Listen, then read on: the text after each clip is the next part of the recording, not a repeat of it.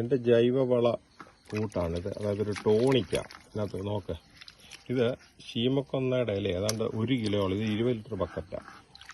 1 കിലോളമുള്ള ഇല മാത്രം എടുത്ത് ആദ്യമേ ഈ ബക്കറ്റിലിട്ട് അല്പം വെള്ളം ഒഴിച്ച് വെക്കും. പിന്നെ ഒരു 3 ദിവസം കഴിയുമ്പോൾ ഒരു 1/2 കിലോ കടലപ്പിണ്ണാക്ക്, ഒരു 150 ഗ്രാം വേപ്പ് പിണ്ണാക്ക് പൊടി, അത് കഴിഞ്ഞ് ഒരു 100 ഗ്രാം മീറ്റ് പ്രൊഡക്റ്റ് ഓഫ് ഇന്ത്യയുടെ എല്ലുപൊടി ഇവയിട്ട് ഇത് മൂന്നാം ദിവസം ഇത് പുളിപ്പിച്ചതാണ് ഇത് എടുത്തതാണ്. ഈ കൊന്നയിലയുടെ ഒക്കെ ഇത് കണ്ടോ.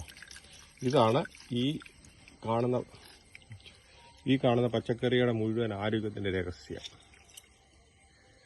കണ്ടോ. ഇതിന് മുഴുവൻ ഇത് ഞാൻ ആഴ്ചയിൽ 1 ദിവസം വെച്ചിട്ട് കൊടുക്കും. എന്നിട്ട് ഇതിനകത്തുനിന്ന് എടുക്കുന്ന ഈ കൊന്നയുടെ അല്ല, ഇത് കണ്ടോ. ഇത് ഞാൻ ഇനി ഉണക്കി പൊടിച്ച് ഇതെല്ലാം ചുവട്ടിലിട്ട്.